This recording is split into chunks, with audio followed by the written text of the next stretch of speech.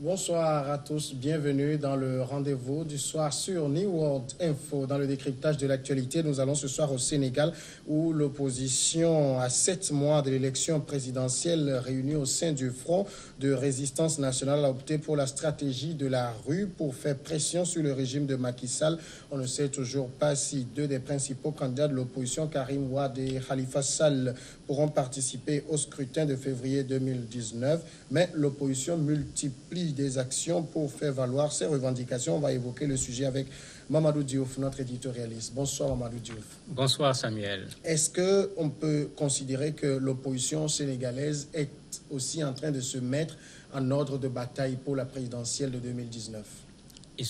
L'opposition est effectivement en ordre de bataille présentement, puisque nous sommes pratiquement à 7 mois des élections. Et les vrais politiques savent qu'on ne gagne pas les élections pendant la campagne électorale.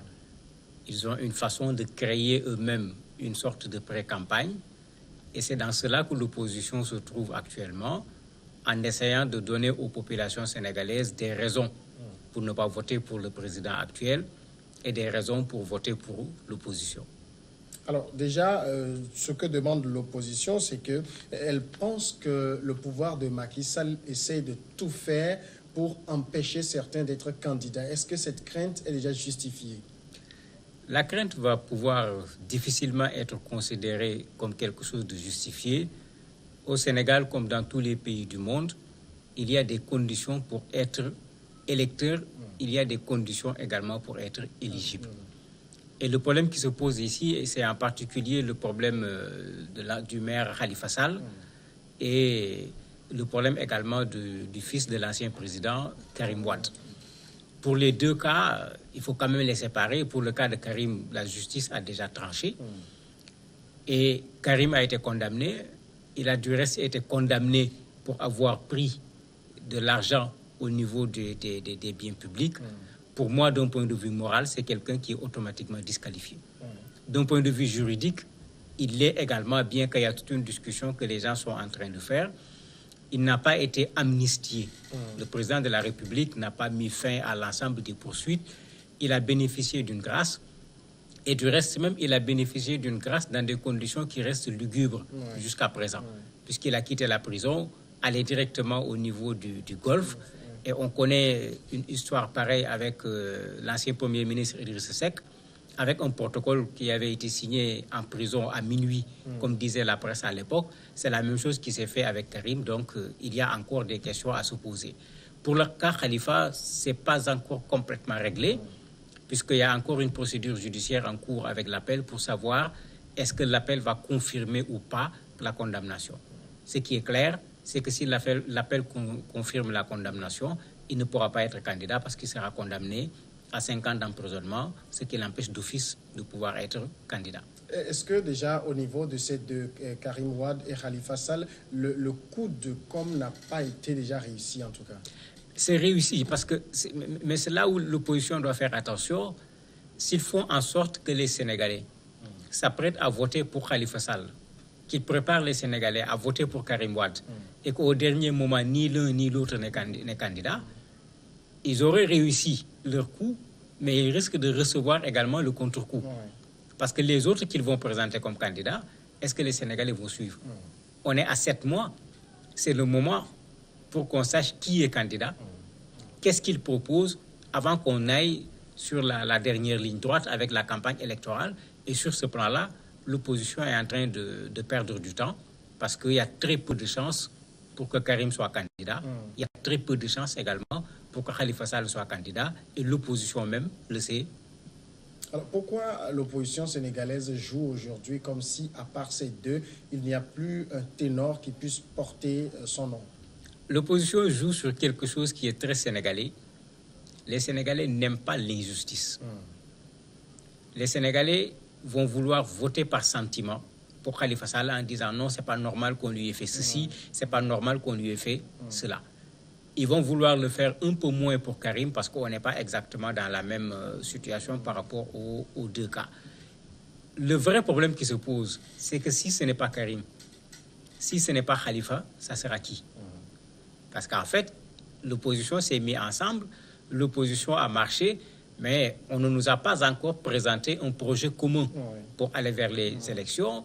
Tout le monde souhaite la candidature unique, mais on ne voit pas encore de façon concrète comment cette candidature unique va pouvoir être organisée. On voit plutôt le contraire, plusieurs personnes qui risquent d'être candidats au moment des élections. En fait, l'opposition a peur également de après Karim, après Khalifa, qu'est-ce qui va se passer, puisque c'est eux qui aujourd'hui permettent de réunir une partie de l'opposition, parce que même qui sera le candidat parmi les deux, ça suffit pour créer des problèmes. Parce que parmi ceux qui se mettent ensemble, il y en a qui sont pour Khalifa, il y en a qui sont pour Karim. La preuve, c'est que tout récemment, en préparant cette marche, les femmes qui sont pour Karim et les femmes qui sont pour Khalifa en sont venues aux mains au moment des réunions.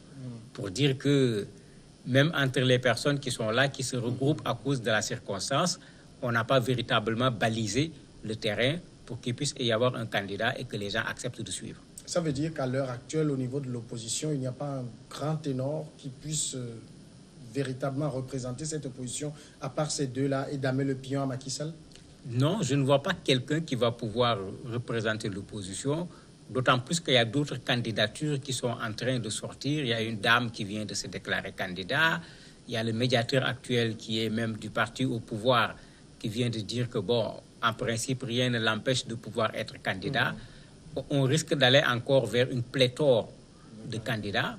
Espérons que le parrainage va pouvoir régler le problème. Ceux qui ne seront pas capables d'avoir les signatures qu'il faut ne seront pas candidats, pour éviter qu'on soit là avec une campagne, avec une vingtaine de candidats, ou parmi la vingtaine, comme on le voit régulièrement, une bonne quinzaine ne seront même pas capables d'avoir 2% de l'électorat. Pendant ce temps, du côté de la majorité présidentielle, on est déjà sur le terrain pour défendre son bilan. Mais c'est là où l'opposition est en train de faire une grosse erreur.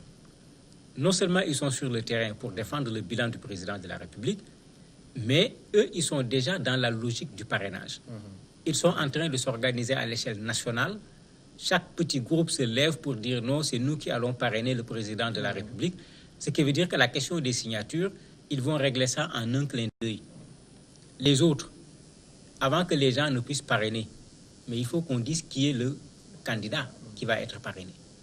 Puisque le candidat n'est pas encore connu, ils ne peuvent même pas commencer ce processus pour ce qui est des parrainages, alors qu'il y a lieu de faire très attention avec les parrainages, parce qu'un Sénégalais n'a pas le droit de parrainer deux candidats. Si le dossier est déposé de la sorte, le dossier sera rejeté tout simplement. Donc il y a un travail à faire pour ce qui est de l'opposition, pour savoir qui est le candidat, comment faire pour pouvoir acquérir les parrainages qui sont requis pour valider une candidature, au lieu de rester à tirer à boulet rouge, surtout pratiquement, parce qu'il parle de la pénurie d'eau, il parle du fait qu'on a eu à modifier la Constitution, la modification au niveau du code électoral. À la manifestation, pratiquement, on s'est plaint de tout. Ce n'est pas ça le fondamental aujourd'hui. Il faut qu'on sache qui va affronter le président de la République et que la personne soit mise devant les Sénégalais et qu'on fasse le travail pour que les Sénégalais acceptent éventuellement de voter pour cette personne si vraiment ils veulent avoir une alternative au niveau du Sénégal. Est-ce que déjà au niveau de Karim Wade, de Khalifa Sall, on a déjà des consignes au cas où leur candidature ne serait pas autorisée?